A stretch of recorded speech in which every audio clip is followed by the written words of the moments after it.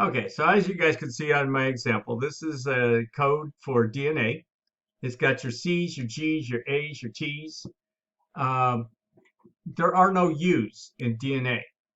So up here, I've made a little sticky notes, one in red. This one is going to represent DNA. So these are the letters that correspond with each other for DNA. A bonds to T, T bonds to A, G bonds to C, C bonds to G. These are the letters that correspond to RNA. So if I'm talking about some facet of RNA molecule, I need to be using these letters on the yellow sticky note. If I'm using the red letters, then I need to be talking about the DNA. So the very first thing I need to do is write down my mRNA.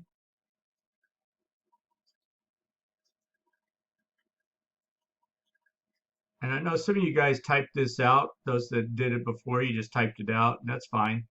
tRNA.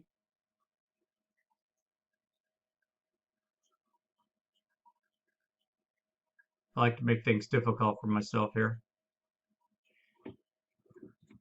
And then, of course, your amino acids, which we'll denote as AA.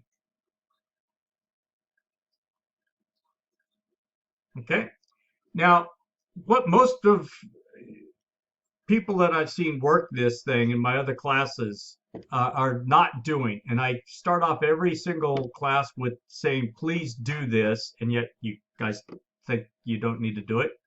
You don't see any reason for it. And the reason that I want you to do this, and what I'm talking about, is drawing a line down through every three bases. Now, on your worksheets or your problems there, they actually have a space in between those. On your test, you will not have a space. You're going to have code that looks like this. It'll just be a string of letters. If you do not get in a habit of drawing a line down between every three bases, you're going to mess up. Sometime, more than likely in the near future, you would mess up. It is so easy to get these things out of alignment. The other thing that I noticed that some of my students were doing in the other classes, where they were not drawing the lines, they were putting down the correct code for mRNA, they put down the correct code for tRNA, and they would put down the correct amino acids, but they would put all of the amino acids in one small little group instead of spreading them out. Uh, if you are doing a tremendous amount of code and you had put in a mutation, in other words, you changed one of the bases because you accidentally had like four bases. Well, that was a wobbly line. Because you had four bases or something. It's so easy to get all of that out of whack that if you scrunch everything up, it's really difficult to tell where you were. In other words, what code pertains to this amino acid? If you got them all scrunched up, so all your amino acids are clear over here, and so that end one over here actually pertains to this one over here, you wouldn't be able to tell what code that actually belongs to. So you'd have to backtrack and try to refigure it out. Keep it all in the lines like this, and you won't have any problem whatsoever discerning between what amino acid goes with which mRNA and which tRNA. Now I've got these little sticky notes down here so that you can understand that mRNA is transcription. Every three bases of mRNA is called a codon. All right. Now tRNA is translation, which is every three bases of tRNA. Okay, so now let's do some of these complementary bases. So we're going to do what's called base pairing. If you look at this one over here, because I'm going to go from DNA to RNA, you're going to use the yellow sticky note. So C's will pair up with G's. G's pair up with C's. A's do not pair up with T's. That's DNA. A's pair up with U's.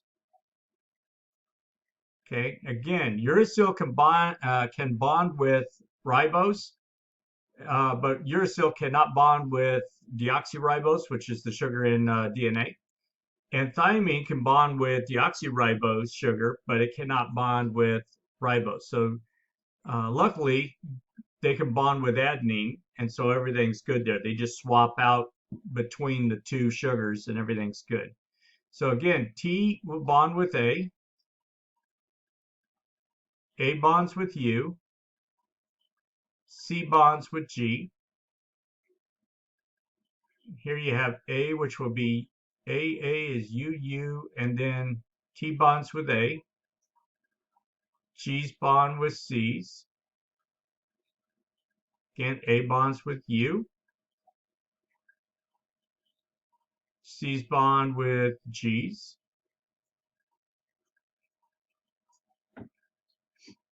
And G's bond with C's.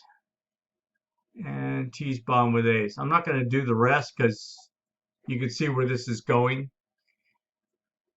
Now to do the complementary base pairing between mRNA and tRNA. So this was transcription. This is where it's writing across what the DNA code is. tRNA is now going to translate that, because if you notice, this code is not this code.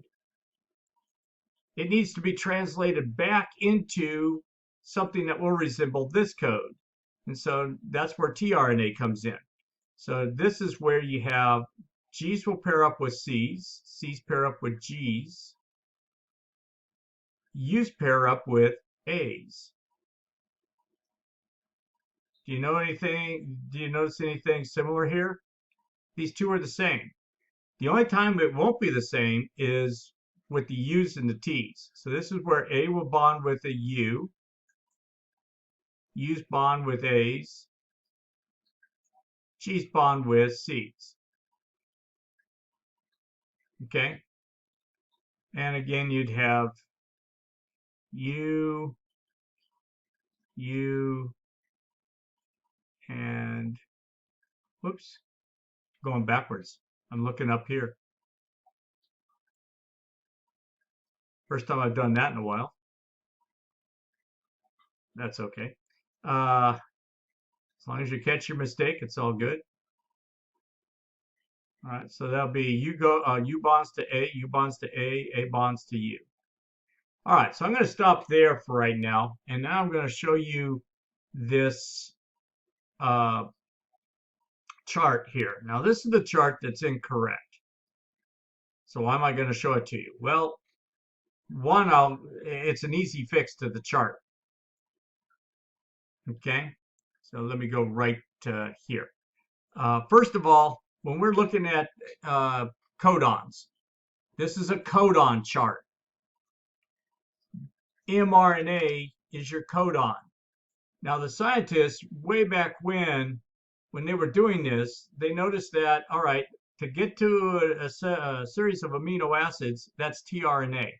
tRNA is the RNA that actually has the amino acid hooked to it.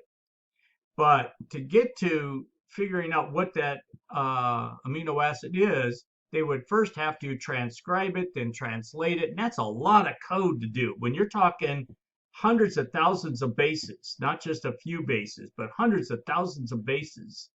And you have to do that twice. That's crazy. So what they devised was a mechanism that would cut out this step.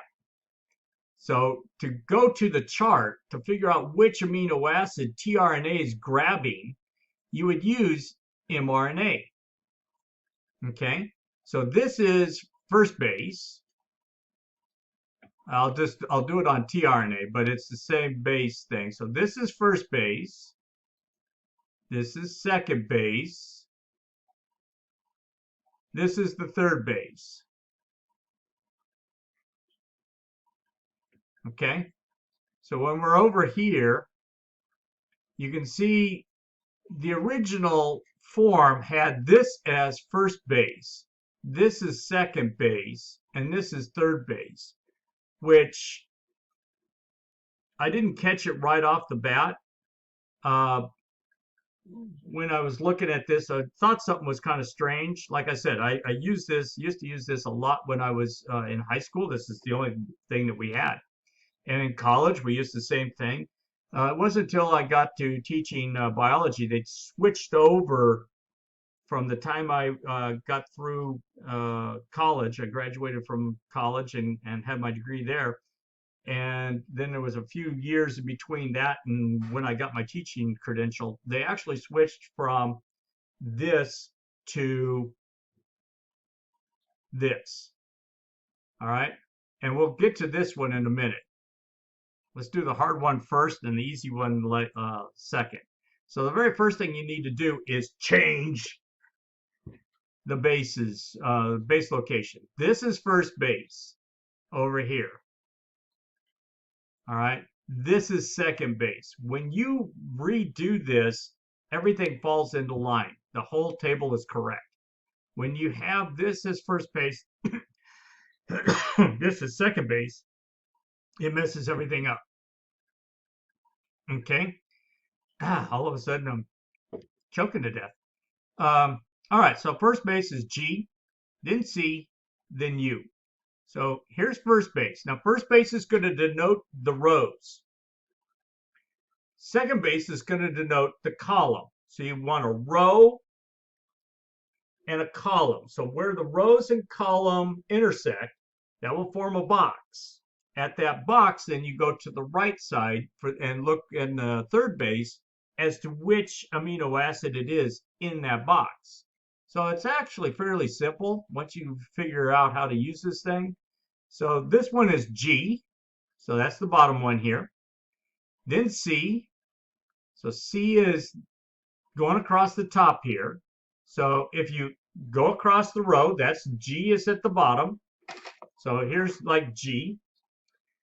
C would, here's U, here's C. So C is right here, right where I have my cursor. And you then would, once you get that box, then you go to the right for the third base. And you can see it starts off with U, then C, then A, then G. Well, they're all the same ones. So in this case, the third base is meaningless. It could be any base in there, and it's all going to code for alanine. Okay, so this will all code for alanine. So if I go back here for a second, let me get rid of that. And then for alanine, we put in A, L, and then A. Okay? And that's exactly how that would work. Now, if you go over to the other chart, okay, so here's the other chart. Now, the other chart is really easy to use. The first base is in the center, and that will define which quadrant you're in, whether you're in first quadrant, second quadrant, third, or fourth.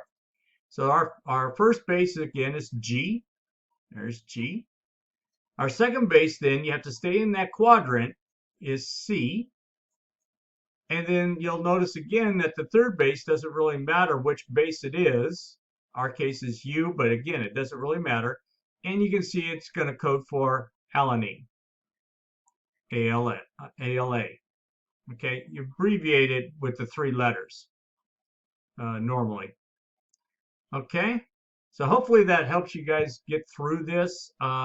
Make sure you're drawing your lines. Keep them all separated, going all the way across, and everything will fall in the line like it should. All right. Okay.